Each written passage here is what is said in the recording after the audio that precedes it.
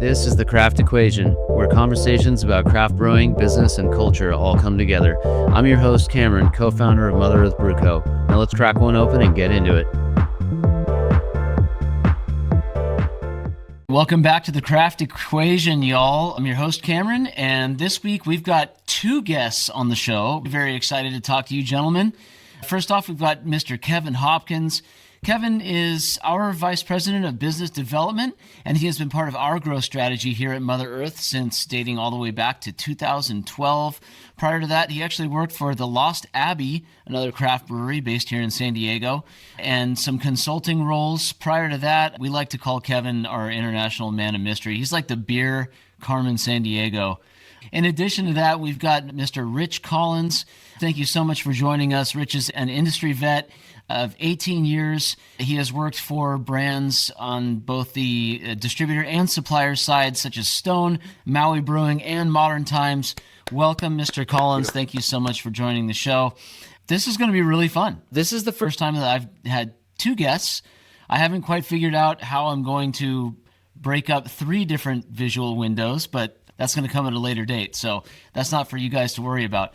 Before we get going, we're going to do what we always do, and this is really, it's a beer show, right? I think it's time to crack a beer. I'm going to start with myself, because I've got mine ready to pull the trigger on here. All-purpose Pilsner. This is our year-round German Pils. It's somewhat early in the day for me, so start with something on the lighter side.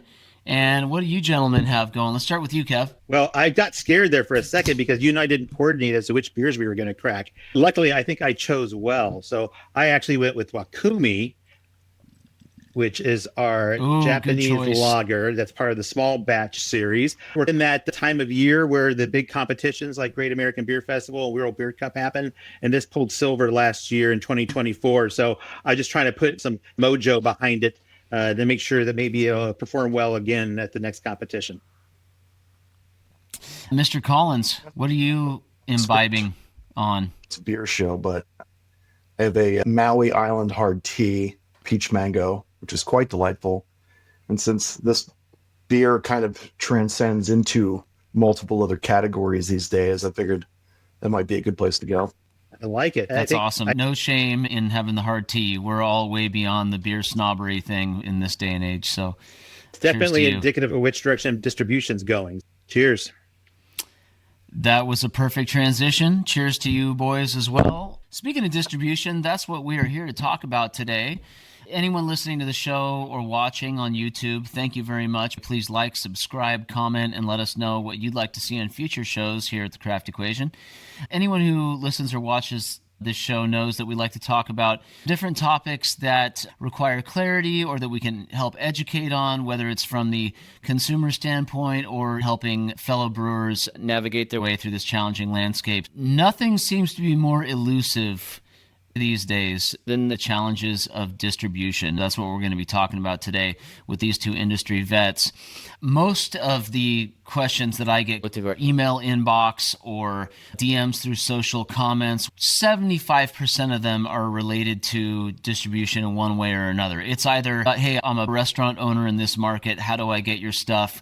I'm a customer. I used to live in San Diego and I moved to Minnesota and now I'm looking for Cali Cream. Unfortunately for me, the answer to those questions is simple. No. I cannot ship you my beer. You don't have any options in Minnesota or wherever you're located. We're here to talk today about why that is and what kind of challenges brewers face to get their beer distributed around the country and around the world. I want to start with Kevin Hopkins here.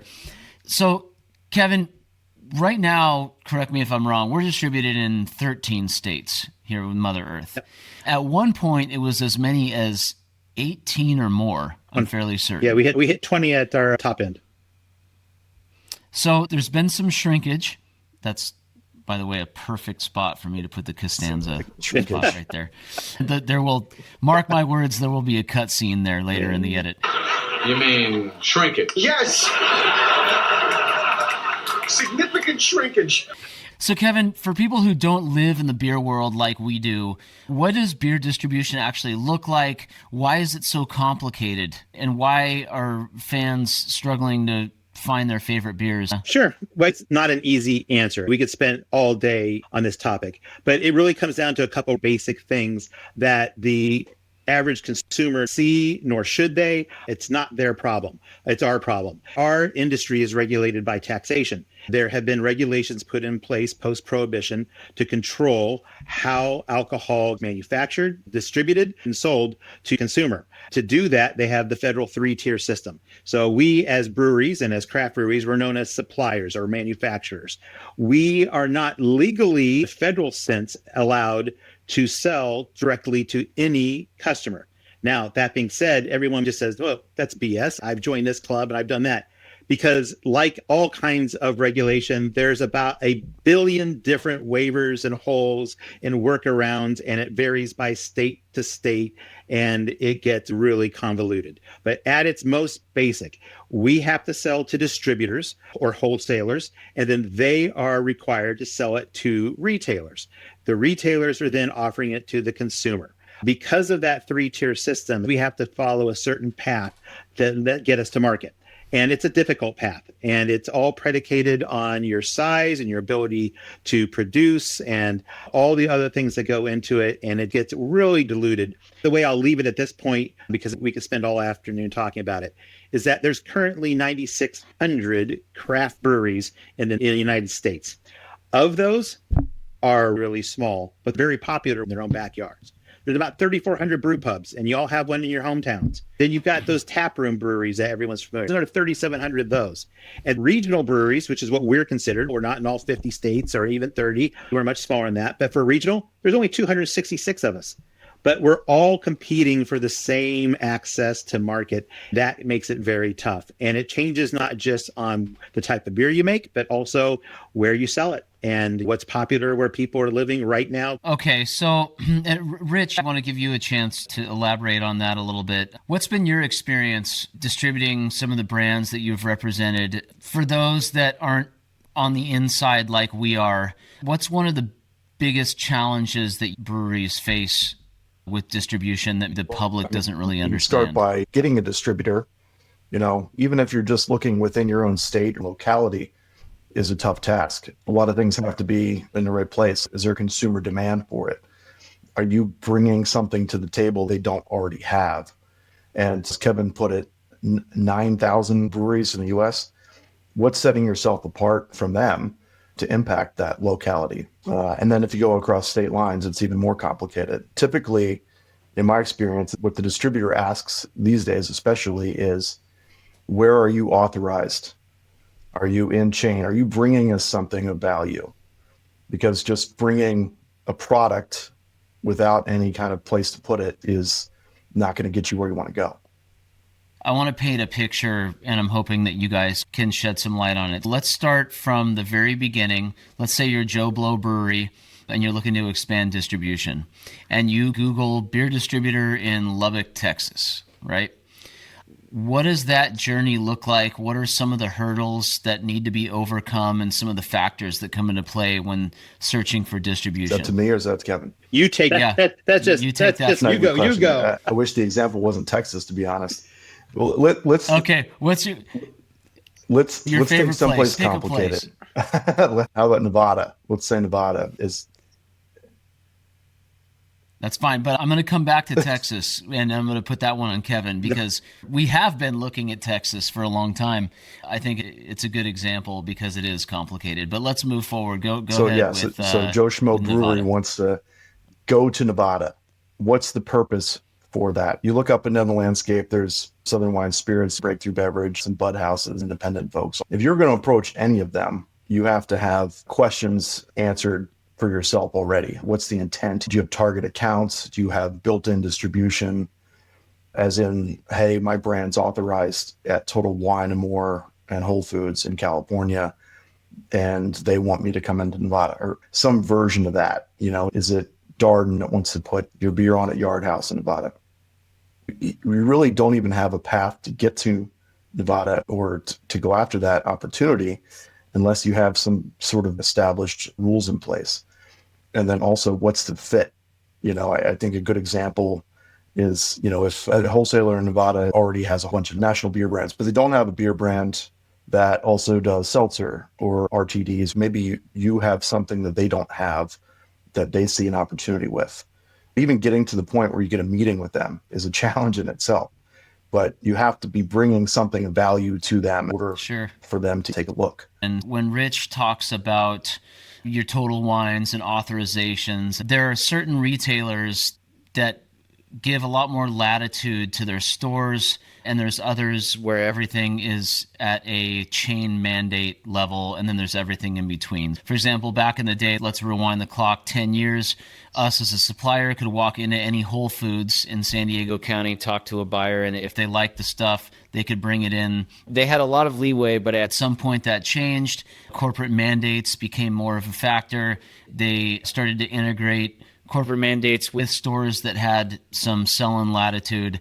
Then the pendulum swung the other way, and now you're dead in the water unless you can get an authorization. That happens on the local, regional, and national basis depending on the chain. There are different buyers for different chains that handle different markets. So it's very complicated. You have to know how to work within all those different systems, or else you're not going to get anywhere.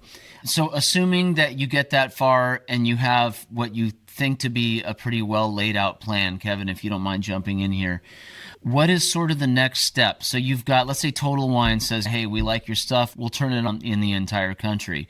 What happens next in the brewer's journey getting their beer? Well, that's where the negotiation starts, sure, right? Yeah, the first step is then how do you best tell them that you can't fulfill that nationally? Because nobody can unless you're already national to begin with. So that means you have to pare that expectation down, saying, well, yes, we ask for the world, but at the same time, we can only support X. And X is probably the 3 states surrounding where our brewery facility is. So will you give us that to begin with? And if that's the case, then the next step is to do a really good market analysis. There's diligence that has to be done. One of the frequent sayings out there is that passion is great and craft beer is all about passion, but passion doesn't pay the bills. It's still a business at the end of the day. And so you've got some due diligence that has to be done. A cheap one is looking at what the market pricing is. Just because you sell your beer for a 12-ounce 6-pack on the shelf in Southern California, if you want to go to Nevada, you might have to sell that for $9.99 on the shelf because it's a different marketplace. The competition is different, pricing is different, and the taxation is different. So if that's the case, you've got to look at what your economies of scale are and say, can I actually afford to do that pricing? Because now I'm not just selling it out of my back door, but I got to put it on a refrigerated truck and drive it all the way to that state, deliver it to a warehouse, and have other people take care of it. So you've got to figure all of that in. And you've got to look at the volumetrics and say, do I have enough beer that I can do it? One of the things, especially in the early days, that handstrapped great, outstanding craft breweries is that they built their brewery inside a 2,200 square foot industrial space because that's what was available and what they could afford. But then all of a sudden, their demand's so high, they want to be able to sell more beer. And someone like Total Wine or Yard House says, yeah, we'd love to put you on. But guess what? That means you have to increase production. But you can't because you're maxed out. But where are you going to go? Are you going to build a whole nother brewery? Where's that money coming from? So you end up with all of these metrics that have to be met and evaluated. But let's say you have them. Let's say you're good to go, that you've built a system that can scale and you can make more beer and you know that you can get some trucking and get some shipping out there. That's fine. Then at that point, you just have to say, all right, how many SKUs can I get out there? What's going to make my business profitable? By SKUs, we're saying products. You may have 6 different products that you offer to them. You're hoping they're going to take 2. If you're great, you can get them to 4, and that's outstanding. If you are successful over time, eventually maybe you get the whole shelf and maybe you can get 6 or 7 on there. And that's wonderful. It is a really long game. It's not an overnight win by any stretch. You're going to have to look at the difference between off-prem and on-prem. And we haven't instructed a little bit in our conversation because for breweries that are larger, microbreweries and regionals in particular, we do service grocery and other channels above and beyond corner liquor store, but you can't forget the bars and the restaurants as well. Rich, can you give an example of that with some of the brands that you've represented in the past? Are there any expansions that didn't pan out for you guys, you had to retract from? And why do you think that happened? I think this goes back to something I said before. What's your reason for going to someplace? Let's use New Mexico as a good example of a market where one of the brands I worked with, we achieved some national mandates. We've talked about authorizations. Your stuff is turned on, but now it's required to be there. A state like that, national partners activate for schematic placements, whether it's Sprouts, Farmers Market, Darden, Total Wine, Buffalo Wild Wings. As a brewery starts to scale, you start to unlock new adventures and requests to bring you into menus and schematic placements. In a state like that, opening the state for the purpose of expanded distribution given through merit from success in other states, that doesn't necessarily mean it's going to work forever. You open that market on good faith with those placements, but to maintain those placements and be relevant in that market, you have to do so many other things, for whether it's marketing, support, investing in the distributor, investing in that market. And if you don't do all of those things to support that business, eventually die off, right? You lose some of those mandates. And at some point, it doesn't make any sense. Why are you shipping anything there, into a state where you don't have that built-in business? So that kind of turns into a retraction in some sense. And what does that exit strategy look like? Is that something where pretty mutual? When obviously they're seeing the same thing you are if there's lack of performance. Is it a shake hands, hey, we give it a good try, or are there sometimes contentious market exits that yeah, brewers need it to certainly deal can. with? I think on a small scale, if you're a small brewer that tried to play in that marketplace and it didn't work out, usually it's a mutual thing. The sales aren't there to justify. It's like, hey, we tried it, it didn't work. If it's a larger company that has a lot of volume and revenue attached to it, that could be a different story entirely. The distributor wants something for their sweat equity too. Sometimes it's easy. It doesn't require a whole lot of effort to leave. You just kind of stop shipping. We've seen... Go ahead, Kevin. Well, I think there's another quick segment to mention, which is that conversation is predicated on a reduction or rate of sale. Things are, whether naturally or through whatever causal effect, declined. Sometimes you can't get out even if you want to, because one of the aspects we haven't touched on is franchise law. When you sign an agreement with a distributor within a state, in the vast majority of, they own you for life unless someone writes them a check or there is some mutual agreement upon to be able to exit the market. Once you make these decisions, it's akin to committing Faust. You have kind of sold your soul to the devil in a way because you're reliant on each other. But the difference is that you're wholly reliant on that partner to assist you in that marketplace, whereas that partner has you and typically 3 to 5 dozen other supplier brands within their portfolio that they're relying on. So they've got a nice palette approach to it, whereas you have the one-trick pony and you're counting on this to get you all the way home. Yeah, Kevin is not saying that the wholesalers we work with are demonic. In almost all cases, they're family businesses just like we are. It's just the nature of these contracts. They're old school. That's how they operate. But they are typically in perpetuity, which makes it especially challenging. Kevin, what about with Mother Earth? I can think of several examples, the New York experiment being one of them, the East Coast in general, and some stuff in the South. But what do you think illustrates best what we just covered there? If we had to identify some perils for other brewers to look out for prior to expanding markets that you would point to? Sure. If you look at it from an economic standpoint, you have the law of diminishing returns. The further you go, the more it costs for you to get there and to stay there. Yet at the same time, the pricing may be as competitive or more so than your own backyard. Shipping beer 300 miles away can be just as hard as shipping it 3,000 miles away. But the reality is those trucks have to keep rolling on a regular basis and they have to be able to pay for themselves. That makes it tough. There's also other things to consider for Mother Earth as a Southern California origination brand that expanded throughout the Western United States. When we moved to the East Coast, we also had to take into considerations like snow states and the severe seasonality that can occur. Other things that happen like competitive products and styles that are different. The definition of IPA is not the same everywhere. And so you have to really understand where you're at. My philosophy had always been that it should be more pull to market than push. For us, we look to have a really good buzz and people already want us to be there. That made it much easier for us to get in. One of the lessons came, however, that even though you may work with some very large national partners like grocery chains, just because you do well with them in one part of the country doesn't mean they'll take you automatically in another part. You kind of have to win it over and over again. And that's okay. It's just that you have to be prepared to understand that there's no guarantee, there's no easy button that's just going to happen. And if the time does come, as Rich mentioned, it's usually by mutual agreement. It's good. I'm very proud of the fact that we didn't have any contentious relationships that just terminated and we were really upset at each other. It was more of saying, hey, this is what we see. We think you see the same thing. Why don't we take a pause? Or how do we reevaluate this? Or in some cases, we still distribute as far as Pennsylvania. We just don't do it as frequently as we used to. Instead of being a year-round brand, we go seasonally. And multiple times a year, we don't try to maintain a presence because that sets us up for failure. Now we've got product that's not moving and that's not acceptable to the customer. They're not getting a quality product that they expect, demand, and deserve. Right.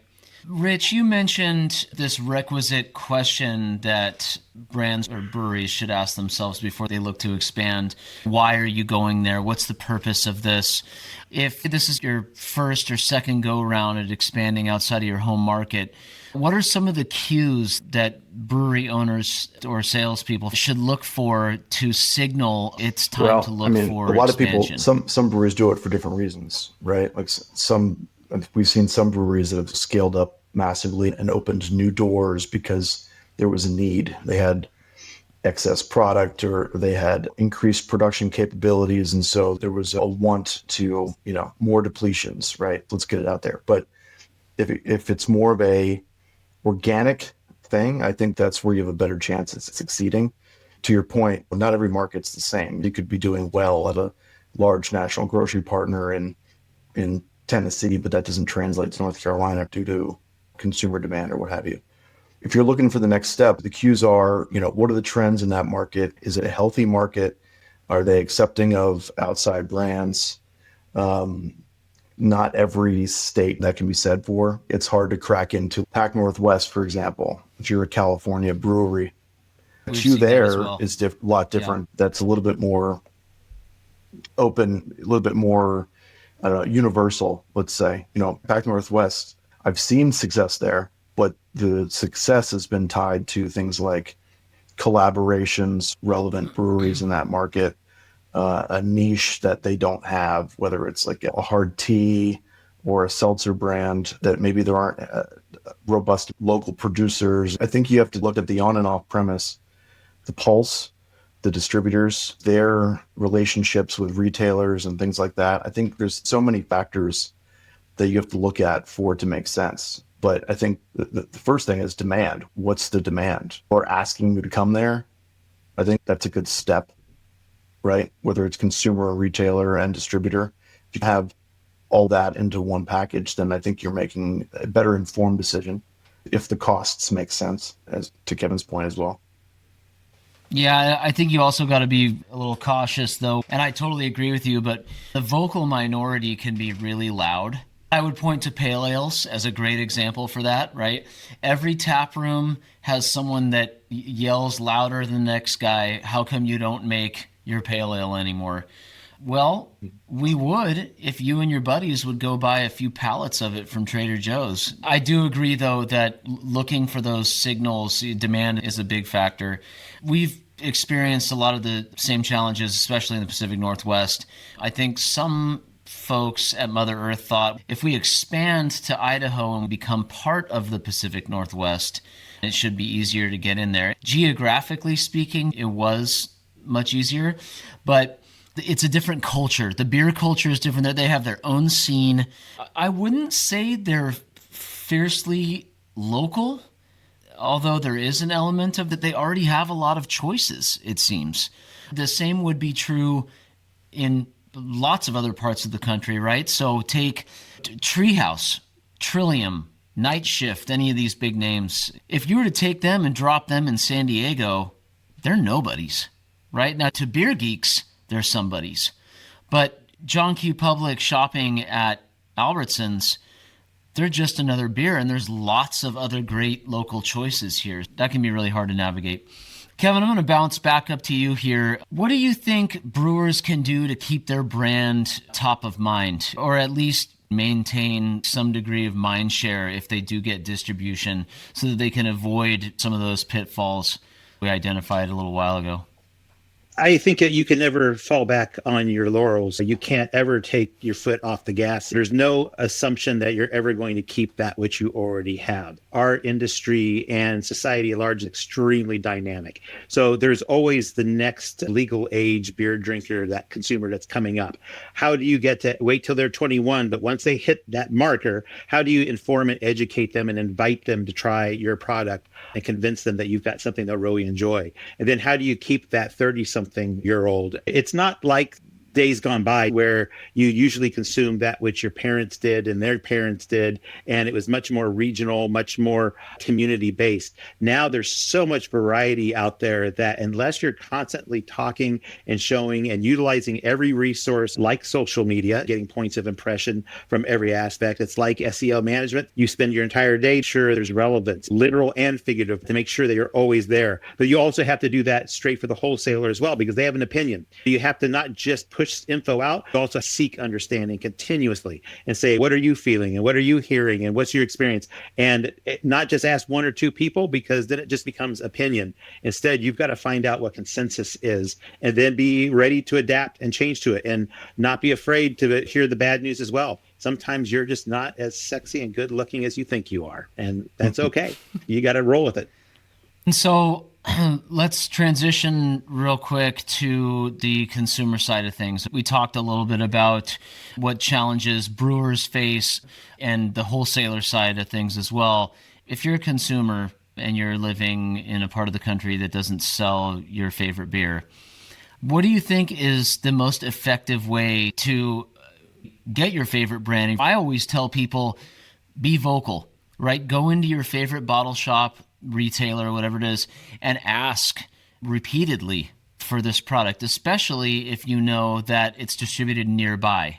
The squeaky wheel gets the grease, as they say. And so the more you talk about it, the better chance you have. Would you agree with that statement? I think Rich has some classic examples of that. One of the things that I've always preached is that case one is always the easiest to sell. From a corner liquor store standpoint, if they brought in one case of beer because one customer asked for it, they actually make money.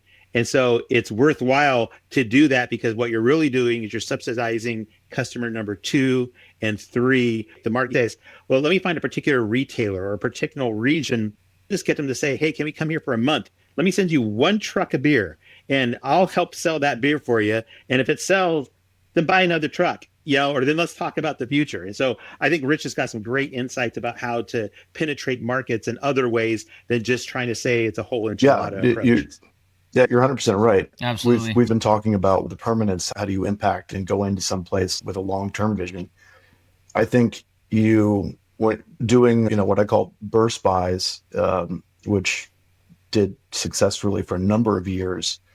We're talking probably 8 to 10 years ago. You test the market to find out if it is the right place for you to be long-term and the right place for you to invest. But to start there, you kind of look for a full immersion approach, set up a week long of events at different tap rooms, paired with off-premise activations, paired with a beer festival or two, and you kind of go all in. That gives you a pretty good gut check if something's going to, what is the consumer response to it? Did you have a line out the door at your tap events? Did you have the longest line at the beer festival? Did the retailer that ordered 10 cases to sell out that weekend? Some of those metrics can really help dictate how you should plan in the future. Kevin mentioned the Pennsylvania example where you don't have to be there full time. You can make a seasonality of it that can also be very successful.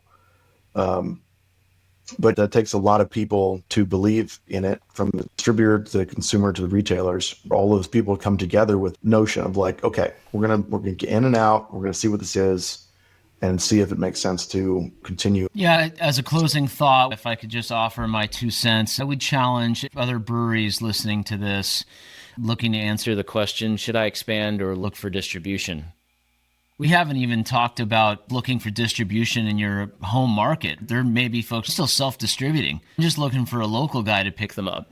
In any of those cases, I would urge you to think hard about whether you've done everything you can in your market, or if this is more just an easy button? Have you already penetrated an inch wide, mile deep? Are you completely saturated in the market that you're already having success in? Or could you do better with more labor, field sales reps, merchandisers, what have you? Have you exhausted all local opportunities before you go out there looking for something that you perceive to be the latest and greatest? As Kevin and Rich have laid out, you're playing the long game. It's a tough road. You're not going to be able to just drop ship a bunch of beer and have it sell itself. One thing I'll say about this business and my thought on it is there's a lot of companies that don't see sales people and national accounts is important. I think it's probably the most important part to brand successful. Everything outside of the independent mom and pop store requires a team of people firing on all cylinders to make things happen. I think it's valuable that breweries looking to grow and stay relevant, maintain that sense of connection with the market through the people that work for them. That's my takeaway, this ever-changing business we're in. I think we covered a lot of really fun and educating stuff. Well, maybe not fun for everybody, but it was for me. Mr. Rich Collins, what do you have going on that you'd like folks to know about, and what is wrong with the Eagles? To address the Eagles, we seem to have one good half in us per game, and depending on when that half is, depends on the outcome. So I don't know what to say about that. All right, guys. Thanks so much for taking the time. Great hanging out with you all. Let's get one last cheers. Sure. I didn't do I was talking too much. Now I got catching up to do. This was about the right amount for the right amount of time. Perfect. We will have another episode with you two in the near future. Thanks for the drops of knowledge. Appreciate it, guys. Take care. Drink well. Like what you see? There's more where that came from. Check out our other content or find us wherever you get your podcasts. And don't forget to drop a comment and let us know what topics you'd like to see covered on the Craft Equation.